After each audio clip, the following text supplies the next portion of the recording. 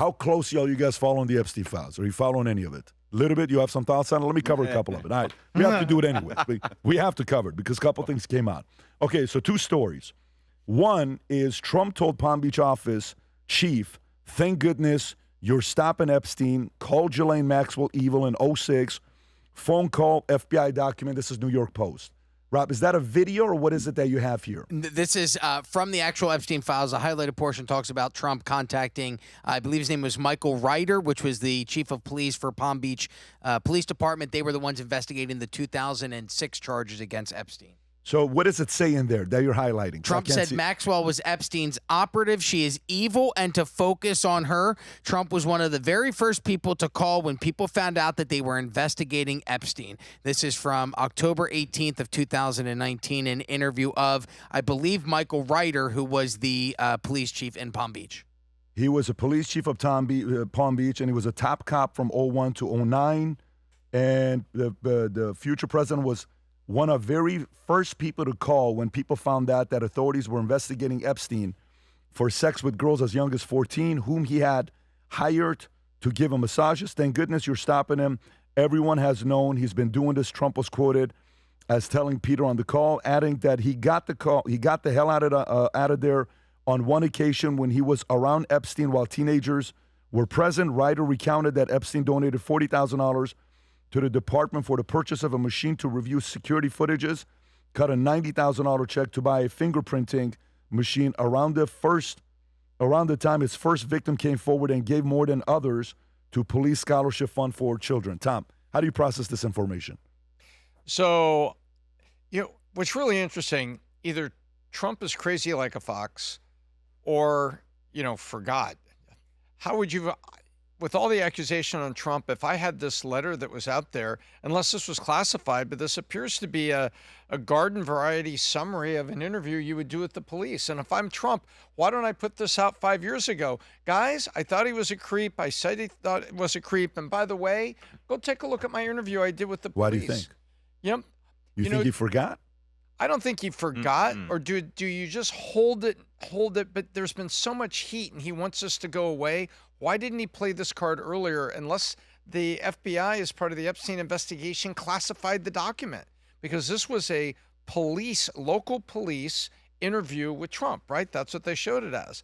So during the, the 2014 or whatever it was, when Epstein's deal was cut and the investigation was, did they classify it and he couldn't put it out?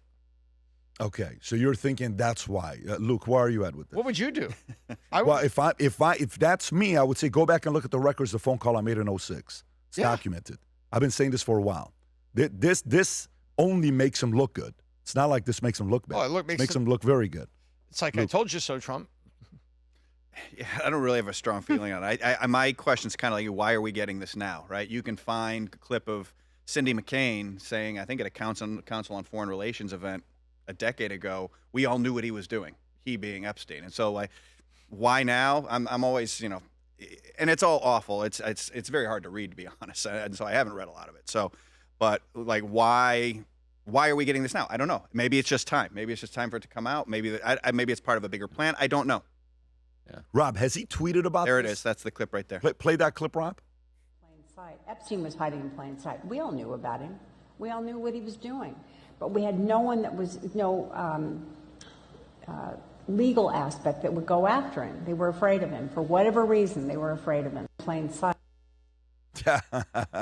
Unbelievable that the whole market knew about it. Brandon, you look like you want to say something. And we're afraid of him. I mean, that's a great point that Tom brings up. Like, why wouldn't he bring it up? Like, for example, when Elon Musk said what he said about Trump last summer, like the peak moment of Trump having a reason to defend himself, or during when the Wall Street Journal article came out, I think when he sued them, was that Wall Street Journal? That came out saying that he had the letter. Yeah. Yes. Yeah, so like that would have been a great time for it. That was written. The Elon Musk tweet would have been a great time for it. And Trump has a sharp memory. So, like I would think that this would be top of mind for him, like remembering, oh yeah, I called the police and reported this. So that is super weird. But I hate this story because it's so annoying. You get like one drip every couple of months. That's crazy, but it doesn't give you anywhere close to the full story. But the pressure has never been this high, Brandon. I know, yeah. The pressure to leak it has never been this high, Peter. Yeah, look, the problem I have with Trump's credibility is there are so many things that I know that he lies about that I just never can give him the benefit of the doubt given his track record. But it's not just Trump. I mean, I think everybody that had anything to do with Epstein has an incentive to lie about their relationship. So what else would you expect? I mean, no, everybody wants to distance themselves from him. Everyone wants to claim, oh, I knew he was a creep, he was horrible, I stayed away. But obviously that's not the case. There were a lot of people that had very cozy relationships with Epstein, whether they were involved in any of these alleged activities or not. But they don't even care, because it's appearances that get you in trouble. So you have to basically put as much distance between yourself and Epstein as you possibly can. And I think in order to do that, a lot of people end up lying about it. And I know what happens from personal experience with government is first they lie, and then they lie again to cover up the fact that they lied the first time. And so I'm sure that that's going on, and we're not getting the real story with respect to Epstein. And here you go, Howard Lutnick, of course, because he lied about his relationship, and then when it comes out that he lied, then, okay, what does he do again? Well, let me lie some more. Let me justify it. Play the clip. I think you understand the root of concern here. It's the way you described very emphatically your first encounter with him in his apartment, said you were disgusted, would never have any contact with him again. Did you, in fact, make the visit to Jeffrey Epstein's private island? I did have lunch with him as I was on a boat going across on a family vacation. My wife was with me, as were my 4 children and nannies. I had another couple they were there as well with their children, and we had lunch on the island. That is true, for an hour, and we left with all of my children, with my nannies and my wife, all together. We were on family vacation. We were not apart. To suggest there was anything untoward about that in 2012, I don't recall why we did it, but Mr. Secretary, again, as I said, there's Thoughts? Yeah. Well, I mean, I think prior to that, he had said he had no encounter with Epstein, and so then when it came out that he was there, now he had to admit that he was there. But look, I mean, was he there for an hour? I mean, he's on his yacht. He happens to be going by Little St. James, and he pulls in and out, and in an hour he's already gone. I mean, it takes probably almost an hour just to dock and get your boat out of there. I mean, I don't know. I mean, but I think that maybe he didn't do anything wrong initially, but he didn't even want to admit to even a superficial relationship, because even that was going to be potentially toxic. So I think everybody's instinct is just to lie about anything, any connection they had. And then if they get caught in a lie, they want to lie some more to minimize it. So I don't know that we'll ever find out the truth, because none of these guys wants to tell the truth. Yeah. So, Rob, there's another clip, Rob, if you can play this one here. This is Khanna naming the 6 people that they finally mentioned yesterday. And one of them, the last name he mentions, I'm not surprised, but one of them created a ton of controversy. Go ahead, Rob. Congressman Massey and I went to the Department of Justice to read the unredacted Epstein files. We spent about 2 hours there, and we learned that 70 to 80% of the files are still redacted. In fact, there were 6 wealthy, powerful men that the DOJ hid for no apparent reason. When Congressman Massey and I pointed this out to the Department of Justice, they acknowledged their mistake, and now they have revealed the identity of these 6 powerful men. These men are Salvatore Navora, Zorab Mikoladze, Leopig Leonor, Nicola Caputa, Sultan Ahmed bin Sulayem, CEO of Dubai Ports World, and billionaire businessman Leslie Wexner. Okay, Rob, so we know about Leslie Wexner. He's the Victoria's Secret guy. He's the guy that gifted Epstein for no reason the biggest private residence in Manhattan. I think it's 54,000 square feet, $77 million, give or take price point. So that we know, that there's something going on over him. I don't. That's not a guy necessarily you trust. But how about the other fellow, Rob? What do we know about the other fellow? What do we know about him, and what was he involved in? Was there any messages, exchanges that you can share as well? Yes. So this is Sultan Ahmed bin Sulayem, CEO of DP World. I believe they're a logistics company based in the Middle East. And then this was the email that I found right here, where Epstein is emailing him regarding a torture video of some sort back in April of 2000. A torture video? Yes.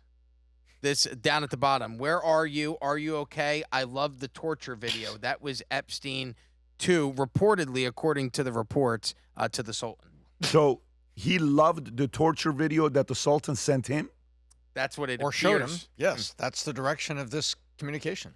What other exchanges are there, Rob? I'd have to go back and look. Was there one that said, the girl was all about business, not about... Yes. So have you guys seen this one or no? Mm-mm. Yeah, so apparently he emails him and it says, listen, the girl you introduced me to was more about business, not about... we almost can't even read it to you, but we'll let you see it for yourself. Zoom in. Let me find the actual term here. Yeah, so anyway, so this one's on the list as well. Tom, do you think as they're getting to this point, right there, yes, Soleiman responded according to the email chain after several attempts for several months. We managed to meet in New York. There's a misunderstanding. She wanted some business while I only wanted some, Sex. You can read the next, sex. Praise Allah, there are still people like you, Epstein replied. Can you imagine? Wait, that praise reply? Allah, there are people like you who don't want to do business, just want to go. Wow. Say Wow. the crazy Play stuff around. on email. Do you think the pressure is so much that it's at the tipping point that they have to show? Because 2 days ago, they allowed Anna Paulina Luna and a bunch of the, representatives to come in and take a look. You can't record anything, you can't take your phone. And they all came out disgusted, the things they read about Ghislaine Maxwell. I think Ghislaine Maxwell was in a hearing yesterday or 2 days ago being questioned, and the way she answered things. Yeah, which one is this, Rob? This is where she pleads the fifth when questioned. Go for it. Ms. Maxwell, were you a close friend and confidant of Jeffrey Epstein? I would like to answer your question, but on the advice of counsel, I respectfully decline to answer this question and any related questions. My habeas petition is pending in the Southern District of New York. I therefore invoke my right to silence under the Fifth Amendment to the U.S. Constitution. Okay, you can pause it Let the right there. record- By the way, there are people that are calling for the resignation of Howard Lutnick for the story that he told. The White House is saying, we're not doing anything. We're staying with the guy. So they're keeping him. And then at the same time, while this is taking place, one of the stories comes out by Joe Rogan about Epstein. Rob, if you want to pull that up, that's probably the funniest one. He's talking to Bobby Kennedy's wife, and Epstein's name comes up. And they apparently there was a moment where he wanted to meet with Rogan. This is Rogan's response. Go for it. I'm in How the many files for people? not going. Huh? Yeah, I'm in the files for not going. 'Cause Jeffrey Epstein was trying to meet with me. Oh, I did see that. Yeah, and I was like, what? You're like, no, thanks. Yeah. Aren't I you was like, glad? Yeah, but I would have never went anyway. It's not even a possibility that I would ever went. But did you- Especially after I Googled him. I was like, what the fuck are you talking about? This was like 2017. One of my guests was trying to get me to meet him. I was like, bitch, are you high? That- Like, what the fuck are you talking about? For what reason would you? What would be? If I was a guy who was like sucking up to the rich and powerful, if I was really interested in hanging out with rich and powerful people. It's crazy. That's so crazy. But yeah, some people. Some people get intoxicated by being in a circle of rich and powerful people, even if they're not. This is a little weird. They don't even have. You know any why this is a little ambitions of weird? Being, Why is this a little weird? Not for Joe, but I mean, respectfully, I think Bobby's talked about that he was on a flight with Epstein a couple times with the kids, if I'm not mistaken, Rob. So it's a very interesting conversation. Now listen, a lot of people did stuff with Epstein on flights and different things. Hey, I'm going to this. Just the other day, we're going to D.C. to have a visit in D.C. A couple of the guys here that were going to the same event, they're like, hey, can we jump on a private jet and go with you? And we couldn't do it. These are good guys. So these types of things happen when you're going on business trips. Can I hop on with you and do this? But you know, for Joe to say that and that was documented, that is the best way to be in the Epstein files. I don't think you can be in the Epstein files in a better way. Tom, there's so many people that are in the Epstein files. I mean, I'm in there a few times. I mean, but it's got nothing to do with Epstein. There's just so many documents. What do they say about you?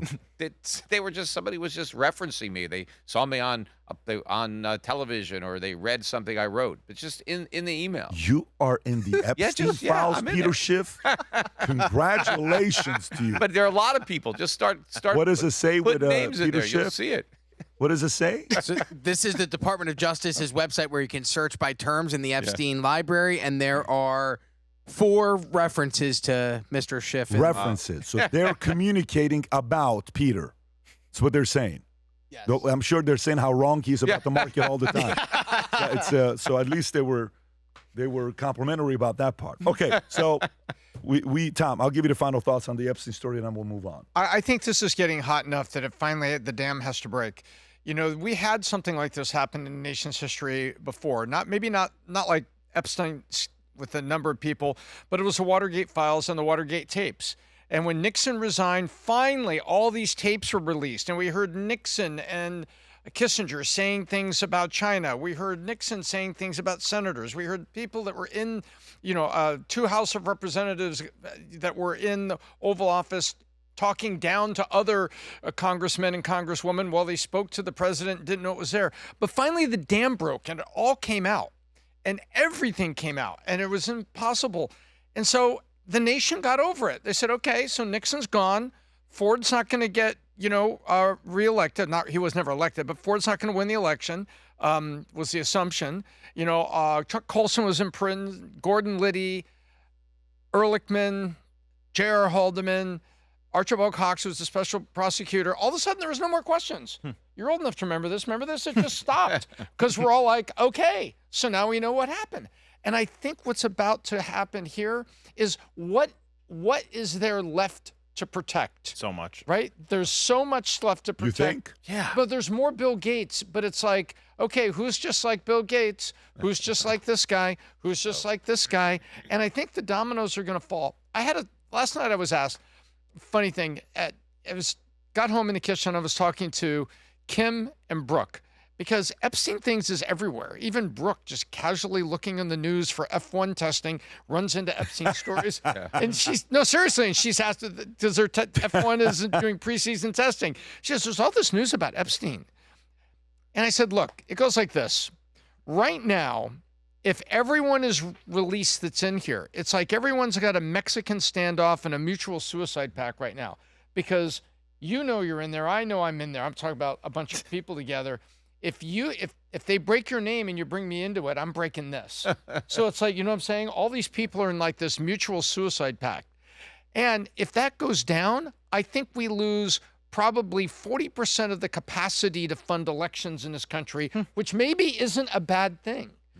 Yeah. But meanwhile, while all this is going on, I think we're on the verge of a major economic crisis, and we're focusing our attention, in the wrong place. How did I know you would get all the way back? Yeah, as the story is, and I think the main goal of the Trump administration is just to try to blow more air into the bubble and hope it doesn't pop until he's out of Dodge.